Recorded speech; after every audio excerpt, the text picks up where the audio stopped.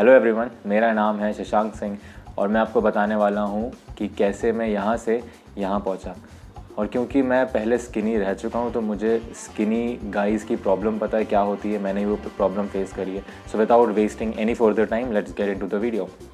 सो mistake number 1 जो maximum लोग करते हैं वो है नॉट डूइंग इनफ वॉल्यूम। अब वॉल्यूम का मतलब क्या होता है? वॉल्यूम का मतलब होता है कि आप एक वीक में एक पर्टिकुलर मसल ग्रुप के लिए कितने सेट्स करते हो। फॉर एग्जांपल, अगर आपने मंडे को चेस्ट ट्रेन किया और उस दिन आपने चेस्ट के लिए बारबल बेंच प्रेस के 3 सेट करे, उसके बाद इंक्लाइन बारबल बेंच प्रेस के 3 सेट करे और फिर उसके बाद आपने केबल फ्लाई के 3 सेट करे, तो आपने उस दिन टोटल नंबर ऑफ सेट्स करे हैं 9। So that is like your volume. If you want to maximize your muscle growth तो फिर आपको अपने हर मसल ग्रुप के लिए at least 14 to 16 sets a week करने पड़ेंगे। सो वीक में 14 to 16 सेट्स करो, उसी को बोलते हैं ट्रेनिंग विथ हायर वॉल्यूम। आप जितना हाई वॉल्यूम करोगे आप उतना ज़्यादा ग्रो करोगे, बट अगैन विथ इट उसकी कुछ लिमिटेशंस भी है। अगर आप बहुत ज़्यादा सेट्स करते हो, इतने ज़्यादा सेट्स करते हो कि आप उसको नेक्स्ट ट्रेनिंग डे तक रिकवर ही नहीं कर पाते। फॉर एग्जांपल, अगर आपने चेस्ट के लिए टोटल 25 सेट्स कर लिए एक ही वर्कआउट में और आप जब नेक्स्ट टाइम अपना चेस्ट ट्रेन करते हो उस टाइम तक अगर आपकी चेस्ट सोर है, दैट मीन्स कि आपने वॉल्यूम कुछ ज़्यादा ही कर लिया। सो वॉल्यूम का मॉडरेशन रखो, train between 14 to 16 sets and your volume would be good. Second mistake is your training frequency. अगर आप अपने हर एक मसल ग्रुप को वीक में सिर्फ एक ही बार ट्रेन करते हो, then you are leaving a lot of gains on the table. आप बहुत सारा गेन्स अपना वेस्ट कर रहे हो। ऐसा क्यों? बिकॉज आप जब वीक में 2 से 3 बार ट्रेन करने लगते हो हर एक मसल ग्रुप को, तो आपका प्रोटीन सिंथेसिस एलिवेटेड रहता है throughout the week. Secondly, हमारी बॉडी में मायोस्टैटिन लेवल होता है जो कि हार्मोन है जो कि हमारी बॉडी बनाती है।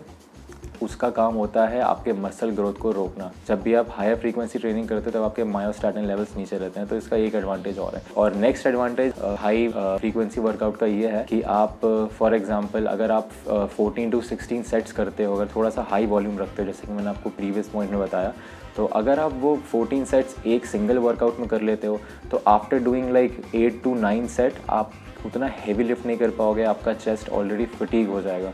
वहीं अगर आप उस 14 to 16 सेट्स को स्प्लिट करते हो 2 वर्कआउट में, फॉर एग्जांपल आप मंडे को 8 सेट्स करते हो चेस्ट के, उसके बाद आप थर्सडे को फिर से चेस्ट ट्रेन करते हो और फिर से 8 सेट्स करते हो, तो आप वो 8 सेट्स हैवी कर पाओगे, which means more muscle growth. Heavy means more mechanical tension means more muscles, right? Given that कि आपका फॉर्म सही है और आपका न्यूट्रिशन सही है। Okay, so that being said, third mistake that people do is not eating sufficient protein.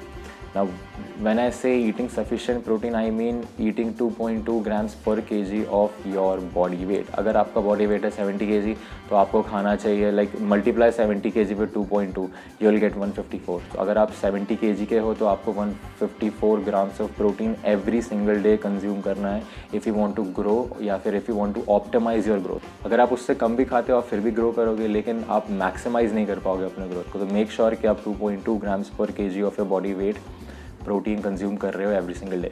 Okay, so the next mistake is not eating in a calorie surplus. And by not eating in calorie surplus मैं ये नहीं बोलना चाह रहा हूँ कि आप dirty build करो। What I mean by saying कि अगर आपकी डेली मेंटेनेंस कैलोरी या फिर कैलोरी रिक्वायरमेंट 2000 कैलोरी है, फॉर से आप अगर स्किनी और आपकी 2000 कैलोरी है requirement every single day to maintain your weight, then try to eat at least like 2300 calories और 2200 कैलोरीज। अब बहुत से लोग इसको गलत वे में ले लेते हैं और वो लाइक 500, 600, 700 कैलोरी सरप्लस में चले जाते हैं, फिर वो डर्टी बर्न करने लगते हैं और फिर बॉडी में बहुत सारा फैट गेन कर लेते हैं, देन दे गेट डीमोटिवेटेड और फिर वो वापस डेफिसिट में आ जाते हैं और वेट लूज करने लगते हैं। सो द थिंग इज़ कि आप सरप्लस में जाओ बट एक स्लाइट सरप्लस रखो। If you want you can also eat at maintenance, but वैसे थोड़ा स्लो प्रोग्रेशन होगा। The thing is there are 2 things जो आपको हमेशा ध्यान रखना चाहिए कि जब भी आप वेट गेन कर रहे हो या फिर लूज़ कर रहे हो तो आपके पास 2 सुपर पावर्स होती हैं, जो कि होती है eating in a calorie deficit और eating in a calorie surplus. अगर आपको वेट लूज़ करना है तो eating in a calorie deficit is the best. अगर आपको वेट गेन करना है तो eating in a calorie surplus is the best. Maintenance, अगर आप कैलोरी खाते हो तो आप बॉडी रिकॉम करोगे। अगर आप बिगिनर हो तो ईजिली रिकॉम कर लो कि आप इंटरमीडिएट हो तो आपको बॉडी रिकॉम्पोजिशन में थोड़ी सी प्रॉब्लम होगी, और आप अगर एडवांस एथलीट हो तो बॉडी रिकॉम्पोजिशन आपके लिए सबसे हार्ड होगा। Try to eat in a little surplus, और जब आपको लगे कि आपका बॉडी फैट थोड़ा सा ज़्यादा है, just go on a micro deficit और अ मिनी डेफिसिट, एक वीक का जो डेफिसिट लेते हैं ना, आप उस डेफिसिट में अगर आप मिनी डेफिसिट्स करते हो तो आप बड़े डेफिसिट्स भी कर पाओगे, आपका मेटाबॉलिज्म हिंडर नहीं होगा। सो the next mistake is training intensity. अब इंटेंसिटी का मतलब क्या होता है? इंटेंसिटी का मतलब होता है training to failure. Like for example आप बेंच प्रेस कर रहे हो और आपने ऐसा वेट चूज़ किया जिससे आप 15 रेप्स कर सकते हो, और आप उससे सिर्फ 10 रेप्स करते हो, तो क्या वो सेट इंटेंस था?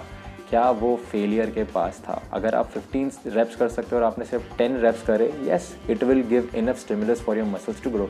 अगर वहीं पे अगर आपने 13 या फिर 14 रेप्स करे होते तो वो ज़्यादा इंटेंस होता और वो थोड़ा ज़्यादा स्टिमुलस देता फॉर यू टू ग्रो। अब मैं ये नहीं कह रहा कि always train to failure, what I am trying to say is always try to train close to failure. Training close to failure is amazing. So those were the mistakes that I did जब मैं skinny था और मैं gain नहीं कर पा रहा था। जैसे जैसे मैं इन सब चीज़ को सीखता गया, इन सब चीज़ को इम्प्लीमेंट करता गया, मैं मसल गेन करता गया।